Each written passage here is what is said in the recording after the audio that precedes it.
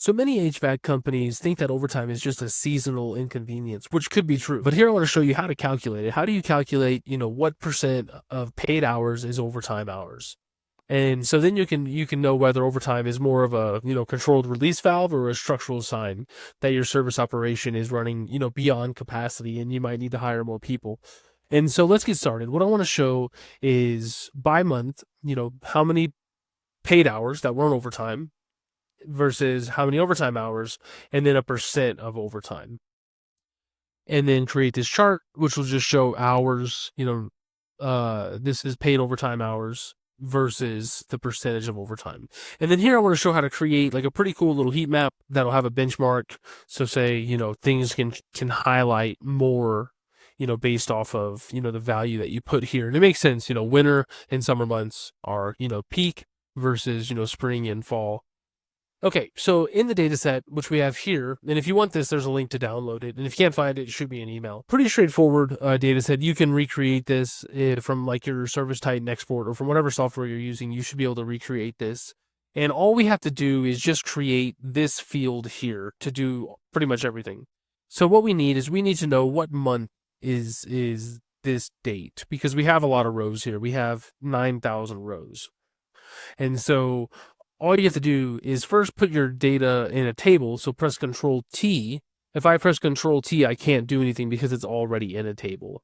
But I mean, let's just say you had something like this, and then you press Ctrl+T, you'll see this little pop-up. And then if you have headers, say yes, and then okay, and then you're good. Because now your formulas are going to be a lot cleaner, and it's just a lot easier to work with. But okay, so first we want to get the month. So all you have to do is use the text function, equals text, go to the date where the date is, like you can see here, because it's a table, it's naming it. Instead of saying A2, it's naming the cell, and then comma, and then 4 ems, and make sure you use quotations, and then that's done. Like it's all the way down. The thing with the table, so you won't be able to see, so let me do it again. Equals text, comma, 4 ems. You can see it autofills all the way down, and that's another benefit of the table. Okay, so what we need to do is we need to get a unique list of the month, and then also the sum is going to be, how many paid hours were there, and then how many overtime hours were there, and then sum the two, right? Or I guess take the overtime hours and then divide it by the sum of these two. So it'd be 1.33 divided by 9.33, right? To get the percent of the hours paid, this number here, right? What percent of this was overtime? Okay, so we need to get a list of the months. So super straightforward. Type in month and then January, and then you can just drag this down until you get to December. I'm going to center everything here. And then now here we want to get paid non-overtime hours, overtime hours, and then percent overtime. So I'm going to copy this and just paste it here just to save a couple seconds.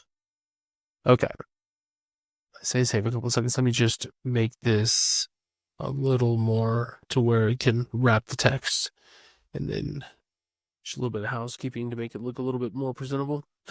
Okay, so what we want to do is we want to get the sum of the paid non-overtime hours for the month of January. So sum paid if January, right? So the sum if s function.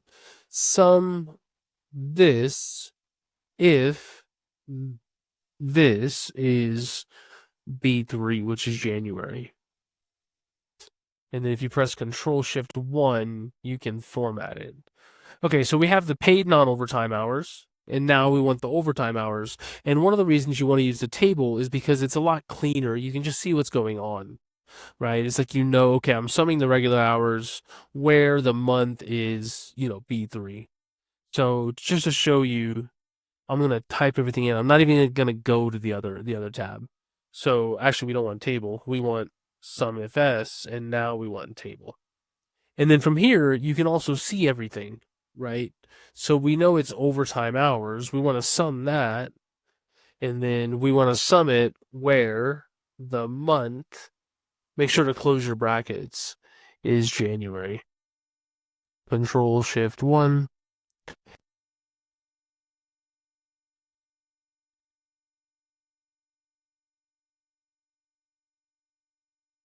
have, your percentages. And then if you press Control Shift and the number 5, it'll format as a percentage, and then you can just drag that down.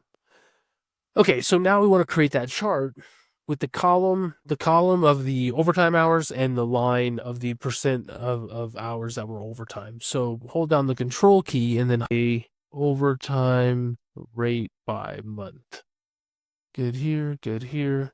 And if you want the values, you can click the little crosshair and you can do this. No, data labels. But it's a little bit noisy. So if you want just one, click on the line, and then it makes it a little bit less noisy. You could always sort of click and drag. Well, not like that. Well, let's see what's going on here. So you can always click and move it out of the way, if it's directly on the line. Okay, so the next thing we want to do is pretty much the same thing, but the criteria this time is going to be, instead of by month, we're going to be doing it by technician.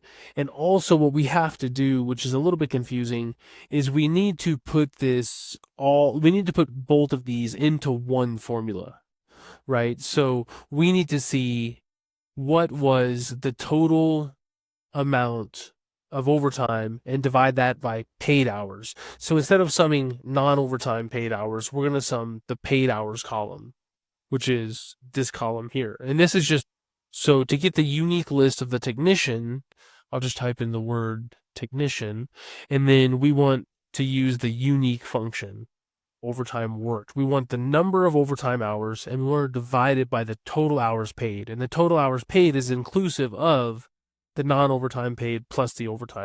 So we want to sum this where the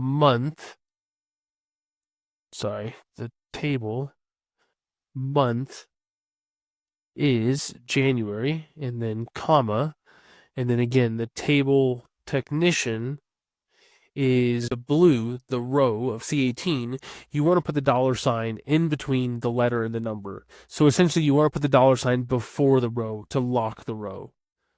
So you can do that here on these two. And then for the column of the technician name, you want to keep the column locked. So you put the $ before the letter, because letters represent columns in Excel. Like this.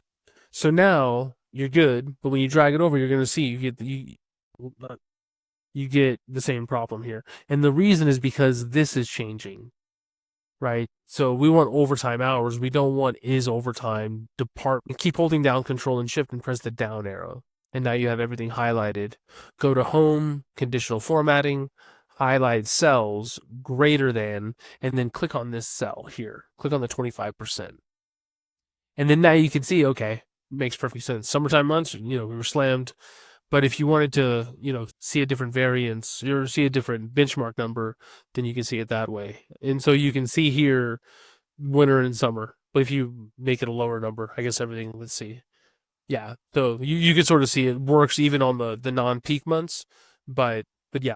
And so that's how you do that. One last thing I want to show you is how to box here for format cells. Click on Custom, click on the percentage, and then before the 0, quotations, and then benchmark : by weekday, weekend. You could do it by dispatch region. You could do it by whatever you want. It's the same structure, right? So take the unique of this, or the quickest and like the easiest to understand. But if you want to get more granular, you have the sort of the foundation to do that. But anyways, if you have any questions on this, just let me know. You can shoot me an email, questions@databoards. And also, if you need some help structuring or cleaning up your data to be in a workable form,